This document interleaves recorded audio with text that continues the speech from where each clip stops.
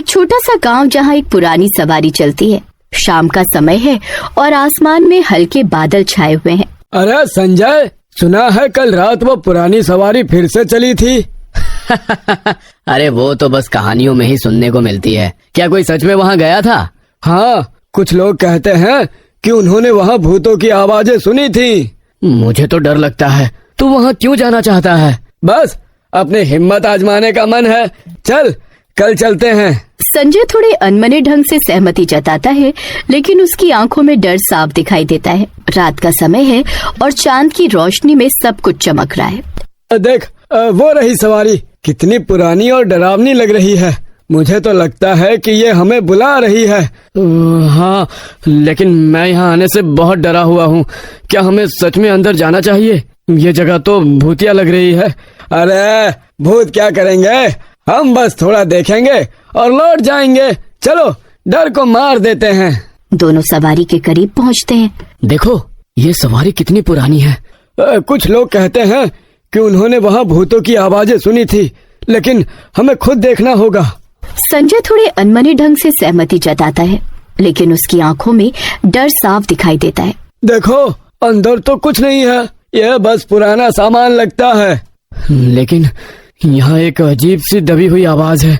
क्या हमें बाहर नहीं जाना चाहिए? तभी एक धीमी भूतिया आवाज सुनाई देती है। यहाँ।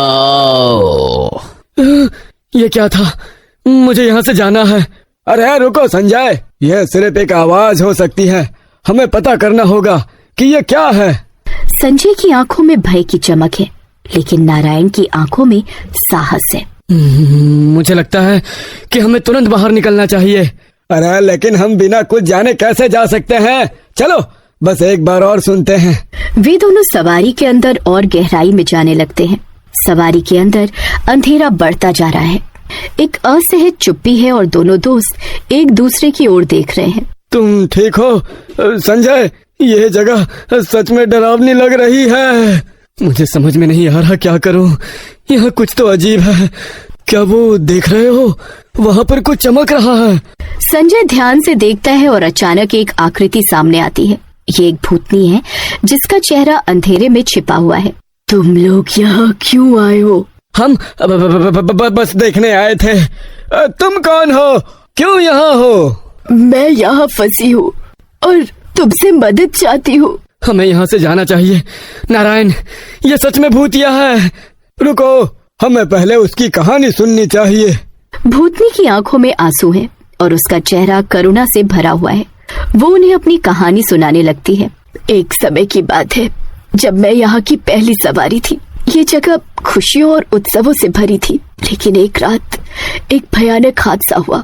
एक भयानक तूफान आया और मेरी सवारी पलट गई। हम सभी यहाँ फंस गए। मैंने अपने दोस्तों को खो दिया और तब से मैं यहाँ अकेली हूँ। कितना दर्दनाक है। लेकिन तुम यहाँ क्यों फंसी हो? तुम्हें शांति क्यों नहीं मिलती? मैं तब तक मुक्त नहीं हो सकती जब तक मेरी सवारी के असली कारण को नहीं पता चलता। अगर तुम मेरी मदद करोगे तो मैं तुम्हें शांति दे सकती हूँ। संजय और नारायण एक दूसरे की ओर देखते हैं और उनके चेहरे पर संदेह और करुणा का मिश्रण है। हम तुम्हारी मदद करेंगे। हमें बताओ, हमें क्या करना है? धन्यवाद। तुम्हें सवारी की पुरानी कहानियों को खोजना होगा। कुछ छिपी हुई बातें हैं जो यहाँ की सच्चाई को उजागर करेंगी। सवारी के अंदर नारायण और संजय भूतनी की मदद के लिए उसकी कहानियों की खोज में जुटे हैं। हमें इस सवारी के बारे में और जानना होगा। क्या तुम जानती हो कि इसकी शुरुआत कैसे?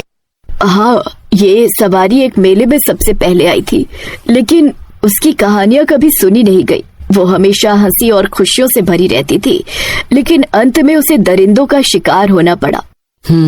हमें पुराने दस्तावेजों की तलाश करनी होगी। कहीं ना कहीं हमें इस सवारी की सच्चाई का पता चल जाएगा। वे दोनों सवारी के चारों ओर देख रहे हैं और अचानक उन्हें एक पुरानी किताब मिलती है जो सवारी की कहानियों से भरी है। देखो, ये क्या है? ये किताब सवारी की पुरानी कहानियों को बताती है। इसे खोलो, हमें पता करना चाहिए कि इसमें क्या है। नारायण किताब को खोलता है और जैसे ही वे पन्ने पलटते हैं, यहाँ लिखा है कि सवारी में बैठने वाले सभी लोग उस रात गायब हो गए थे। क्या तुम्हें लगता है कि वो लोग अभी भी यहाँ हैं? हाँ, वे इस सवारी में बंधे हुए हैं। उनकी आत्माएं इस सवारी का हिस्सा बन गई हैं। उन्हें शांति की तलाश है।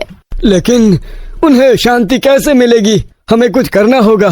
ये बहुत डरावना है, हमें सच में सावधान रहना होगा। तुम्हें उन आत्माओं की मदद करनी होगी।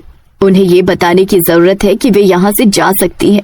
नारायण और संजय एक दूसरे की ओर देखते हैं। उनकी आंखों में भय और साहस का मिश्रण है। ठीक है, हम उनकी मदद करेंगे, लेकिन पहले हमें और जानकारी हासिल करनी होगी। तभी अचानक सवारी के चारों ओर अजीब सी आवाजें सुनाई देती हैं।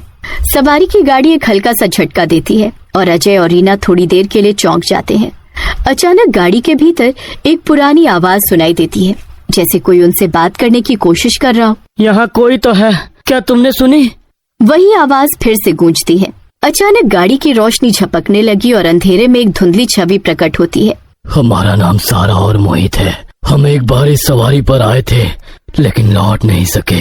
यहाँ हमारी आत्माएं बसी हुई है। तुम दोनों यहाँ कैसे फंसे हो? तुम्हें कैसे मदद मिल सकती है? हमें अपने परिवार की याद आ रही है। अगर तुम हमें उनके पास पहुँचाने में मदद करोगे तो हम तुम्हें स्वतंत्रता देंगे।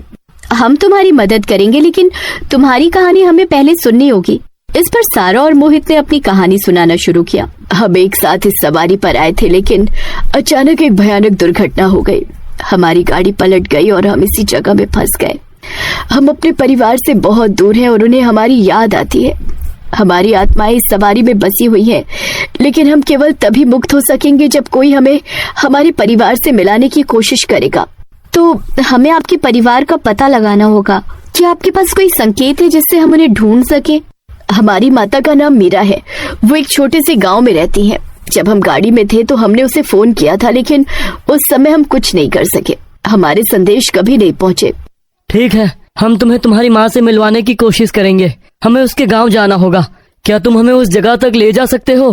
सारा और मोहित ने सहमति में सिर हिलाया। अचानक गाड़ी के चारों ओर एक रोशनी फैल गई और उन्होंने देखा कि गाड़ी का वातावरण बदलने लगा। क्या ये सच है? क्या हम वास्तव में उनके परिवार तक पहुंच सकते हैं? हाँ, लेकिन हमें जल्दबाजी करनी होगी। अगर तुम अपने इरादे में सच्चे रहोगे तो हम अपनी मुक्ति प्राप्त कर सकेंगे।